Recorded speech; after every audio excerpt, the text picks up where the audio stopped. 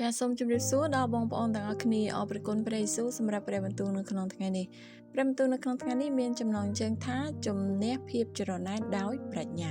ព្រះគម្ពីរសុភាសិតជំពូក14ខ30បានចែងថាឯជីវិតរបស់សាច់ឈាម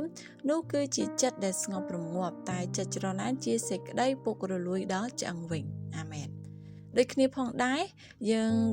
បានស្គាល់ថាក្នុងសុភាសិតខ្មែរមានពាក្យប្រយោគមួយឃ្លាបានលើកឡើងថាខ្លៅ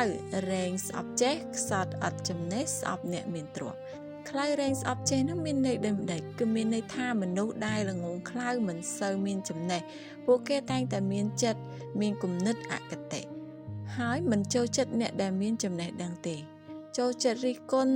មានចិត្តស្អប់ច្រណែនហើយខ្លាចចាញ់បំផុតចំណែកឯខ្សត់អត់ចំណេះស្អប់អ្នកមានទ្រព្យវិញគឺមានន័យថាមនុស្សក្រីក្រទាំងទ្រព្យសម្បត្តិក្រទាំងចំណេះពិតណាស់ពួកគេតែងតែមានចិត្តច្រណែនឈ្នានីសឬស្អប់អ្នកដែលសម្បូរធនធានចាអញ្ចឹងយើងបានដឹងដូច្នេះហើយអញ្ចឹងដូច្នេះតើយើងត្រូវជំនះចិត្តច្រណែនដែលមាននៅក្នុងចិត្តរបស់យើងដោយរបៀបណាមនុស្សម្នាក់ៗតែងតែមានចិត្តច្រណែននៅក្នុងខ្លួនមិនថាអ្នកឬក៏ខ្ញុំយើងមានចិត្តច្រណែននៅពេលដែលយើងឃើញអ្នកដទៃល្អជាងខ្លួនច្រណែននឹងសេចក្តីសុខទ្រព្យសម្បត្តិរបស់អ្នកដទៃច្រណែននឹងអ្នកជិតខាងពេលខ្លះយើងច្រណែនសូម្បីតែបងប្អូនបង្កើតរបស់ខ្លួនសំណឹកចាំអំពីកាអ៊ីននិងអេប៊ែលកាអ៊ីនហ៊ានសម្លាប់អេប៊ែលដែលជាបងប្អូនបង្កើតដោយសារតែចិត្តច្រណែនចិត្តច្រណែនកើតចេញពីការព្រួយបារម្ភភ័យខ្លាចចាញ់ខ្លាចអន់ខ្លាចក្រខ្លាចអាម៉ាស់គ្មានសេចក្តីសុខសាន្តនៅក្នុងចិត្តគ្មានសន្តិភាពនៅក្នុងចិត្តព្រះគម្ពីរភីលីបជំពូក4ខ6ដល់7បានចែងថាកុំឲ្យខ្វល់ខ្វាយអ្វីឡើយចូលទូលដល់ព្រះឲ្យជ្រាបពីសេចក្តីសំណូមរបស់អ្នករាល់គ្នាក្នុងគ្រប់ការទាំងអស់ដោយសេចក្តីអធិដ្ឋាននិងពាក្យទូលអង្វរ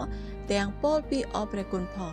យ៉ាងនោះសេចក្តីសុខសាន្តរបស់ព្រះដែលហួសលើសពីអស់ទាំងគំនិតនឹងជួយការពារចិត្តហើយនឹងគំនិតរបស់អ្នករាល់គ្នាក្នុងព្រះគ្រីស្ទយេស៊ូវអាមែនពេលណាដែលបងប្អូនមានចិត្តច្រណែនសូមនឹកចាំពីខគម្ពីរនេះព្រះយេស៊ូវទ្រង់កំពុងតែរងចាំអ្នកអាចនិយាយជាមួយនឹងព្រះយេស៊ូវបានជំនះចិត្តច្រណែនដោយប្រាជ្ញាគឺមានន័យថានៅពេលណាដែលយើង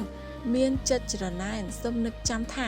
កុំឲ្យខ្វល់ខ្វាយអ្វីឡើយចូលទូលដល់ព្រះពេលណាដែលយើងមានចិត្តស្អប់សូមនឹកចាំថាព្រះនឹងប្រទានសេចក្តីសុខសាន្តដែលហួសលើសពីអស់ទាំងគំនិតរបស់យើងហ្នឹងមកឲ្យយើងក្នុងព្រះគ្រីស្ទយេស៊ូវដូច្នេះសូមលើកទឹកចិត្តដល់បងប្អូនទាំងអស់គ្នាចងចាំខគម្ពីរភីលីបជំពូក4ខ6ដល់7ហើយធ្វើតាមដើម្បីជំនះចិត្តច្រណែនដោយប្រាជ្ញាយើងត្រូវដឹងថាចិត្តច្រណែនជាសេចក្តីពុករលួយដល់ឆ្អឹងចិត្តដែលមានសន្តិភាពគឺជាសេចក្តីសុខសាន្តយ៉ាងពិតប្រាកដដែលមកពីព្រះ